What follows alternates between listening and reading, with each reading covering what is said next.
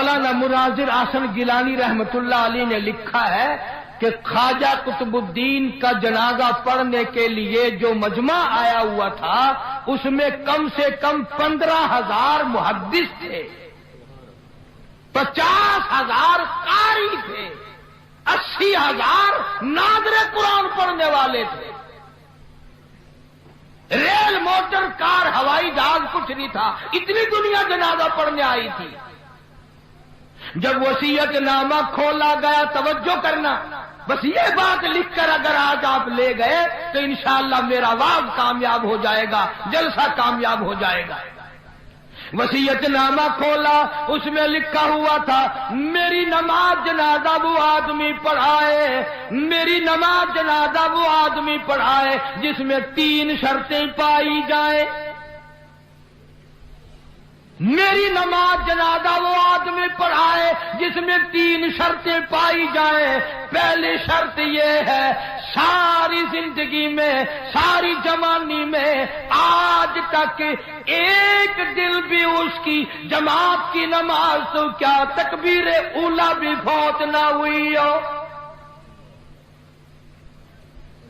ایسا آدمی میرا جنازہ پڑھائے جس نے جب سے ہوش و حواس سنبھالا ساری زندگی میں اس کی نماز نہیں، جماعت نہ گئی۔ پہلی شرط تو یہ، اور دوسری شرط یہ ہے میری نماز جنازہ وہ آدمی پڑھائے جس کی ساری زندگی میں کبھی تہجد کی نماز قضا نہ ہوئی ہو۔ تیسری شرط یہ ہے میری نماز جنازہ وہ آدمی پڑھائے جس کی ساری عمر میں، ساری زندگی میں، بیماری میں، سفر میں، تندرستی میں، کاروبار میں، کسی حال میں بھی اس کی نگاہ غیر عورت پہ کبھی نہ پڑی ہو، غیر محرم عورت پہ اس کی کبھی نہ نظر پڑی۔ اب یہ تینوں شرطیں بڑی سخت، وصیت نامہ پڑھ کر سنا دیا گیا، کوئی آگے آنے کو تیار نہ ہوا، نہ محدثین میں سے، نہ مفتیوں میں سے، نہ قاریوں میں سے، نہ عالموں میں سے، نہ حافظوں میں سے، کوئی آگے آنے کو تیار نہیں۔ کیوں؟ سب کو یاد تھا بھی جماعت بھی کبھی نہ کبھی نکل جاتی ہے، تہجد بھی رہ جاتی ہے، اور دوستو سچائی کا زمانہ تھا اس لیے کوئی آگے نہ آیا۔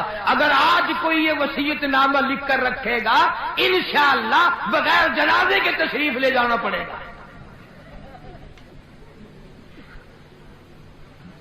اگر آج کر ایسا وصیت نامہ بھی لکھو گے، ایسا ملا آگے آئے گا جس نے کبھی فرض بھی نہیں پڑے، وہ کہے گا چلو چھوڑو یار، اور نہیں اخبار میں فوٹو تو آئے گا۔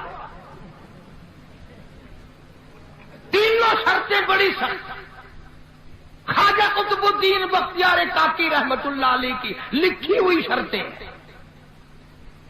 صبح سے لے کر شام ہو گئی، عصر کا وقت آ گیا، جنازہ رکھا ہوا ہے، خلقت خدا کی آئی ہوئی ہے، نہ کسی میں یہ شرطیں پائی جائیں، نہ کوئی جنازہ پڑھائے۔ عصر کی نماز کا وقت جب قریب آیا، ایک آدمی صف میں سے نکل کر آگے آیا، جنازے کے قریب آیا اور منہ سے کپڑا اٹھا کے کہنے لگا او خواجہ تجھے کیا ملا، تجھے کیا فائدہ پہنچا، تجھے کیا چیز حاصل ہوئی، جاتے جاتے میرا پردہ کیوں کھول گیا؟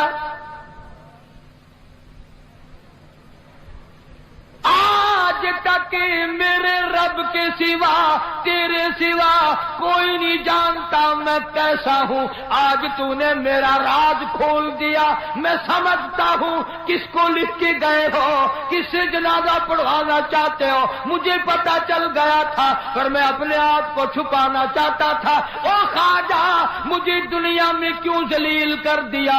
اب 2 باتیں ہیں، اگر میں اپنا راز بچاؤں تیرا جنازہ پڑھانے والا کوئی نہیں، اور اگر تیرا جنازہ پڑھاؤں میرا راز نہیں بچتا۔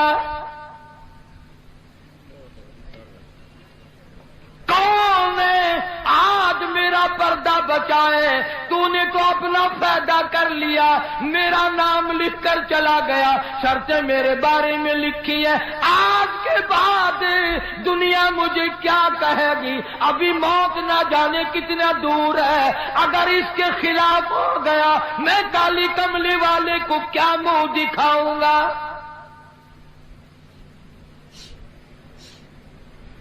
صفے بنوائی، جنازہ پڑھا دیا۔ میں تاریخ کی طرف سے ذمہ داری سے کہتا ہوں، کسی نے اعتراض نہیں کیا کہ تیرے اندر یہ شرطیں نہیں پائی جاتی۔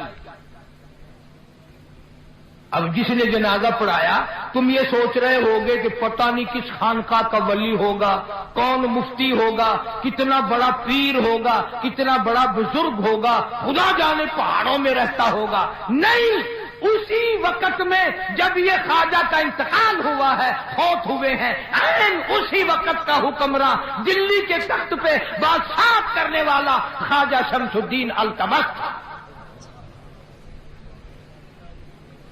کبھی بادشاہ ایسے ہوا کرتے تھے کہ ان کی جماعت کی نماز نہ جاتی تھی، کبھی تہجد قضا نہیں ہوتی تھی، کبھی غیر عورت پہ اس کی نگاہ نہیں پڑتی تھی۔ آج غریبوں، مزدوروں اور ملازموں، تم سارا دن بدنیتی سے 100 عورتوں کو تاڑتے ہو، اور مرتے وقت تمہیں کیا ملے گا؟